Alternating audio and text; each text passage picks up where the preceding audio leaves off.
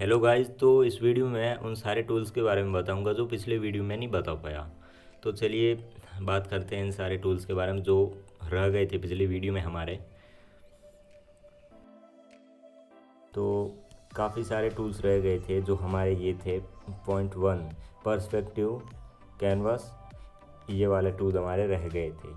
तो चलिए point one पे आते हैं। पहले पॉइंट वन टूल जो आपको इस तरह से दिखेगा,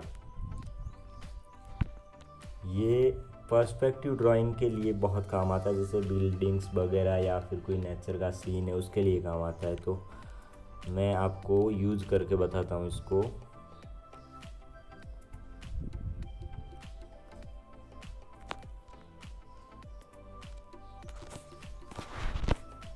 एक सीन ड्रॉ करते हैं हम, जैसे कि एक सड़क आ रही है, सड़क है।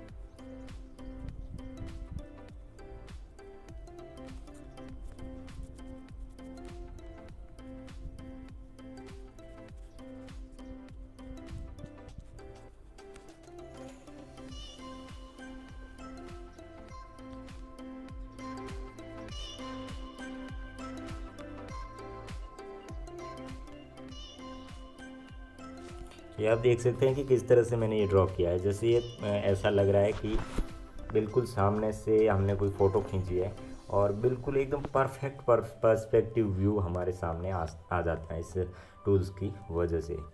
तो नेक्स्ट है हमारा 2 पॉइंट। ये था 1 पॉइंट, नेक्स्ट है 2 पॉइंट। ये भी कुछ इसी तरह से होगा।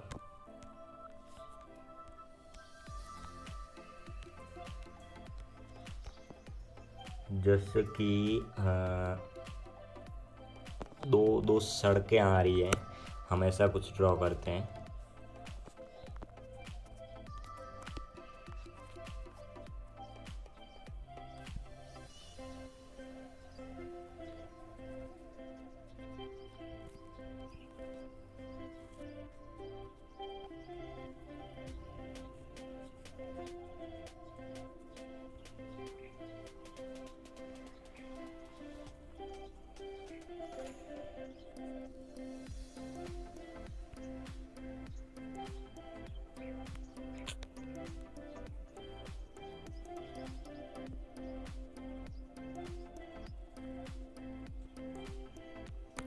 तो ये हमारा बन गया 2 पॉइंट पर्सपेक्टिव व्यू। फिर नेक्स्ट आता है हमारा 3 पॉइंट।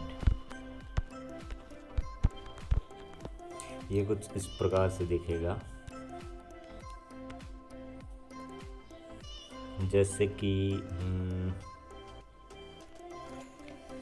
हम एक ड्रॉ करते हैं 3 पॉइंट, एक बिल्डिंग ड्रॉ करनी है हमें। तो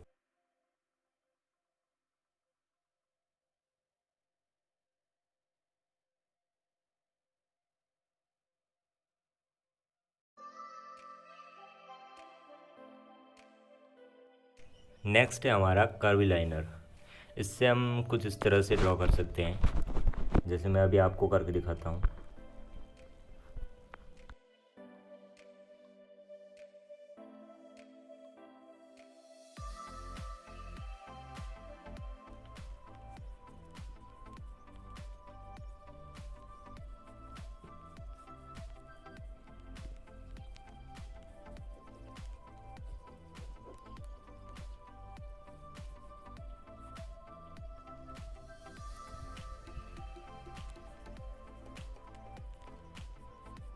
फिर नेक्स्ट है हमारा इसोमेट्रिक।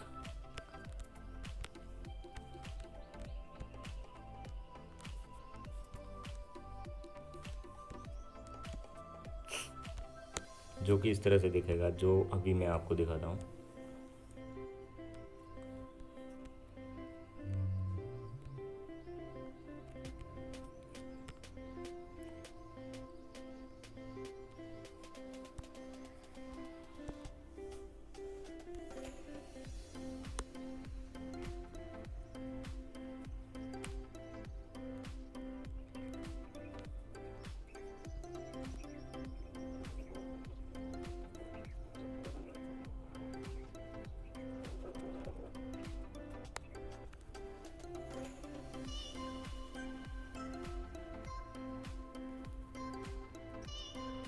ये इंटीग्रेट डिजाइनिंग जो होती है उसके तो ये सर्कल बनाना स्क्वायर सर्कल बनाना को अगर क्यूब बनाना हो तो इसको यूज कर सकते हैं। तो ये हो गया हमारे टॉप ये मतलब जो कि आप अगर कुछ भी ड्रॉ करते हो तो फाइनल आपको कितना चाहिए उसके लिए काम आता है, इसको हम क्रॉप कर सकते हैं।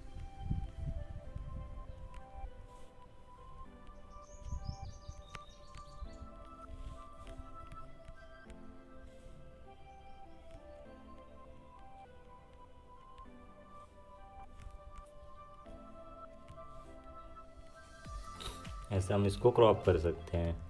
फिर नेक्स्ट है रीसेट का, ये जितना मतलब कि हमारा प्रोजेक्ट शुरू में कहाँ पर से स्टार्ट किया था वो सब यहाँ से रीसेट हो जाएगा।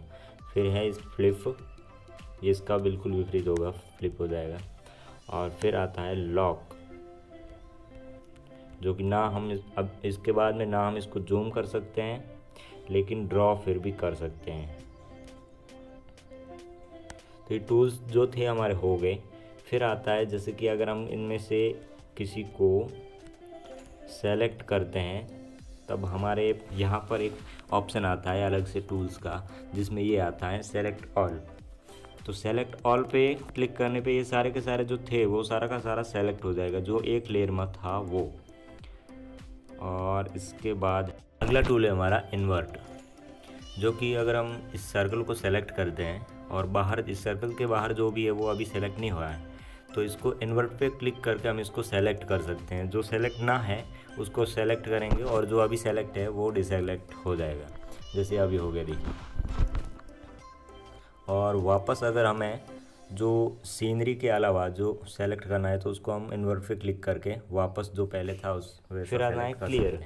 अब जो जो आपने अगर मान लो अगर आपने कुछ कुछ सेलेक्ट कर रखा है उन सारे को क्लियर करना है वापस से, तो आप क्लियर पे दबा सकते हैं। फिर आता है ट्रांसफॉर्म, जिसमें आप किसी को मतलब मूव कर सकते हो, साइज़ बढ़ा सकते हो, छोटी कर दो, जो कि मैंने आपको पिछले वीडियो में भी बताया था। फिर नेक्स्ट है हमारा ग्रुप। ये जैसे कि अगर आप इस एक लेयर पूरी एक लेयर को एक साथ में ट्रांसफॉर्म करना चाहते हो तो ऐसे होगा कि ये जो सर्कल है वो छोटा बड़ा हो जाएगा, या फिर इनमें से अगर किसी एक को आप सेलेक्ट करोगे तो नहीं हो पाएगा। लेकिन सारे ऑब्जेक्ट्स को एक साथ सेलेक्ट करके ग्रुप पे क्लिक करो, फिर वहाँ से आप सेलेक्ट करोगे तो सारा का सारा अभी ये सारा कुछ है वो एक है, इनको हम एक साथ में मूव कर सकते हैं, रीसेट कर सकते हैं, रिसाइज कर सकते हैं, रोटेट कर सकते हैं। तो ये था मूव, नहीं सॉरी ये था ग्रुप, और वापस से इनको आप अनग्रुप भी कर सकते हैं। नेक्स्ट है डिलीट, किसी को भी सेलेक्ट करके आप डिलीट कर सकते हो। फिर है अलाइन। अलाइन कुछ ऐसा है जैसे कि अगर आप यहाँ पे कुछ ड्रॉ करते हो, मैं न्यू लेयर लेता हूँ, तो अभी हम देखिए सर्कल लेते हैं और इन सर्कल्स को अगर आप चाहते हैं कि बिल्कुल एक लाइन में हो या फिर इनका सेंटर एक हो, तो ये करने के लिए हमें अलाइन टूल की ज़रूरत पड़ती है। जैसे कि आप नीचे ऑप्शन देख रहे हैं, इसकी हेल्प से आप कर सकते हैं अलाइन टूल से।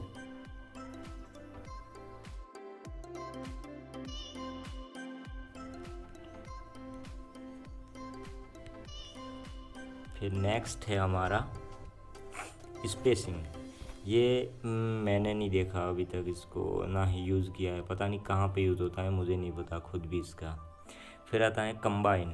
कंबाइन कुछ ऐसा है कि मान लो अगर हम शेप लेते हैं दो,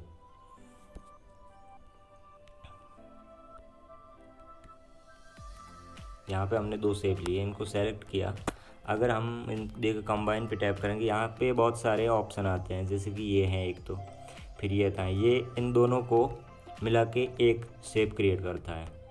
और ये इन दोनों में जो चीज़ बीच में बचती है, मतलब जहाँ पे ये दोनों मिलते हैं वहाँ पे रखता है, अलग से एक शेप बनता है और बाकी सारा हट जाता है। ये सारे आप देखिए कैसे यूज़ होते हैं। तो जैसे कि ये था, ये सारा एक शेप बन चुका। अब अगर इसको हम सेलेक्ट करेंगे तो एक साथ ये सेलेक्ट होगा। फिर नेक्स्ट है हमारा टू फ्रंट। जैसे कि अगर आपने कुछ ड्रॉ किया है और वो इसके ऊपर हो गया है, जो अभी रेड कलर का जो आप देख रहे हैं शेप, इसके ऊपर हमने ये ब्राउन कलर का शेप ले लिया, लेकिन अब हम चाहते हैं कि इसको ब्राउन वाले को रेड के पीछे जाए, तो वो हम यहाँ से कर सकते हैं to front and to back. तो हम टू बैक करेंगे तो ये रेड के पीछे चले जाएगा। वापस से सेलेक्ट करके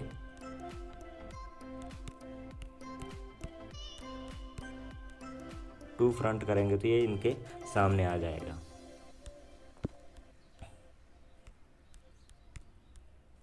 फिर है कॉपी।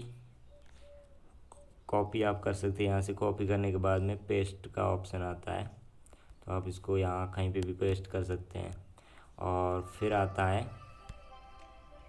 कट। कट करने के बाद में यहाँ से कट हो जाएगा और आप दूसरी जगह पे इसको पेस्ट कर सकते हैं। तो ये सारे टूल्स भी हो गए। यहाँ से आप फ़ोटो चेंज कर सकते हैं, गैलरी में से ले सकते हैं, कैमरा से ले सकते हैं और इंटरनेट से डायरेक्ट भी ले सकते हैं। और यहाँ पर हाइड कर सकते हैं, लेयर को शो कर सकते हैं। और लेयर पे एक क्लिक करने के बाद में आप इसकी ओपेसिटी कम कर सकते हैं, ज़्यादा कर सकते हैं। डुप्लीकेट लेयर बना सकते हैं आप, इसकी क्लियर भी कर सकते हैं। और जब आपको लगे कि आपका सारा काम हो गया है और इन सारे काम को जो अलग अलग लेयर्स थी इनको एक करनी है मिला के, तो आप मर्ज पे क्लिक करते जाएं, मर्ज डाउन होता जाएगा ये। तो ये अब एक लेयर पे है सारा कुछ।